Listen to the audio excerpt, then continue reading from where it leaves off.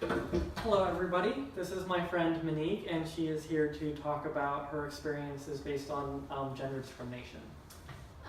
So my experience with gender discrimination starts when I was really young, so I didn't really understand it at the time, but self-reflection over the years has definitely helped me understand it. So it starts when I was 7, my parents split up, and I ended up living with my dad. He got full custody of us. It's a long-winded story I'll get to later. But so it was me and my younger brother. He was about 6 months when my parents split up, and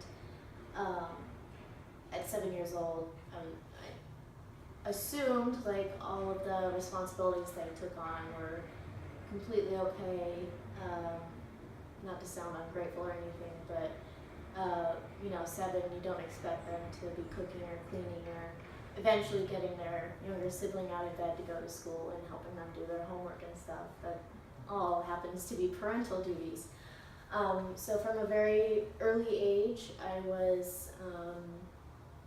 had to take a lot of responsibilities that are often deemed motherly, cooking, cleaning, changing my younger brother's diapers, helping him developmentally. And at the time, because my dad was a single parent, he was working 2 or 3 jobs, and we were moving around a lot. So stability wasn't really a mainstay in my life when I was younger. But anyway, I noticed once I got older, about middle school, when my brother was my age, when our parents had split up, he didn't really have the same responsibilities. He wasn't held up to the same standards. And at that point in time, my dad's abusive side really started to kick in. He was abusive to my mother in the first place, but he didn't really start being abusive to me until about middle school.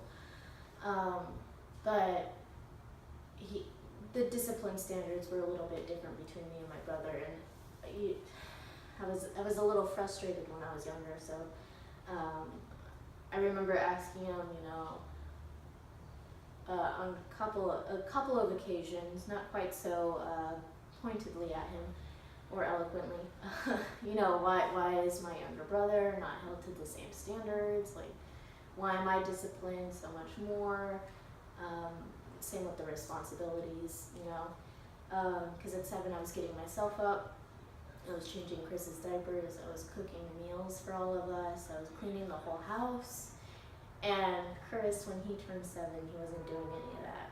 Granted, he didn't have a younger sibling to do that for, but the other stuff he could have. And I remember my dad's answer along the lines of, well, he's the younger sibling, he's a boy, that kind of stuff, like, oh, those household chores are yours because you're a woman. So not only was it a gender thing, but it was also kind of an age thing, because he's the youngest son in his family, and Chris happens to be the younger sibling in our family. But this all ended up devolving into a lot of like internalized sexism for me. I remember specifically most of 8th grade and through part of my sophomore year in high school, I would dress up as a guy and act like a guy. Kind of be like, oh, I'm not that kind of girl. I'm a cool girl. And in the spring semester of my sophomore year,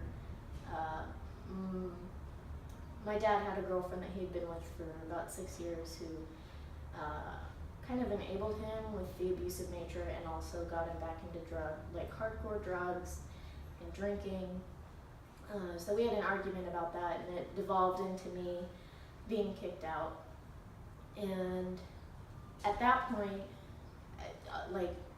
I was really devastated because 16 years old and I didn't really have anyone to depend on until later on, which is kind of unrelated. But, you know, that was a big financial blow to me because, yeah, I worked. I had been working since I was 15, but I didn't have anything saved up. I wasn't expecting to get kicked out. But being kicked out helped me separate myself from the toxic relationship that my dad made between us, with the abuse and the drug and alcohol use, and you know,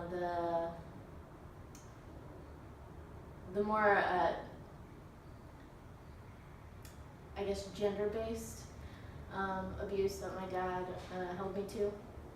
And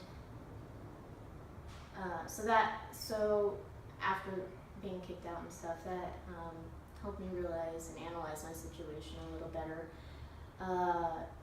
And I first wanted to be a divorce lawyer because of my specific situation. That was when I look back, my parents let me choose, 7 years old. Wasn't really well informed of the situation. I thought my parents would get back together, you know, the whole 7-year-old world. And I wanted to be a divorce lawyer because I felt like it was important that children knew like the importance of the situation, and if a judge did deem it necessary for a child to, I guess, testify in a divorce court, that child understand what that meant. And that's where I went with feminism. However, the first few years of my feminism was very white feminism, so I didn't quite understand intersectionality and like stuff that was beyond gender discrimination. But the summer after being kicked out, which was before my junior year, I went to it was a 4-H program called Bioscience, and we went to Montana State University, and it was mainly girls. There were some guys, but mainly girls, and I remember one of the presentations was about the importance of women in STEM fields. Of course, I wasn't interested in science at all, but I really took it to heart. We had a couple presentations on like women of color in STEM fields. Of course, you know, being a white feminist, I wasn't white, but applying white feminism, I didn't really quite understand that nuance yet, but it led me in the right direction. And then I realized I didn't want to be a divorce lawyer. It might be too depressing. But I still want to be in the realm of civil rights and human rights.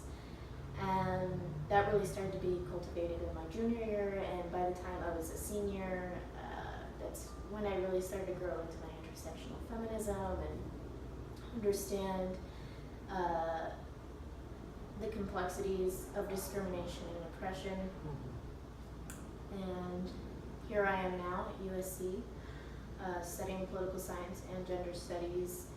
And hopefully we'll be part of the ACLU or NAACP, so. I'm sure you will be. Yeah. Well, thank you so much for talking about your experiences of discrimination based on your gender. I really appreciate it. My class and my professor really appreciate it. And I'm sure you'll achieve all your dreams. So. Thank you, of course.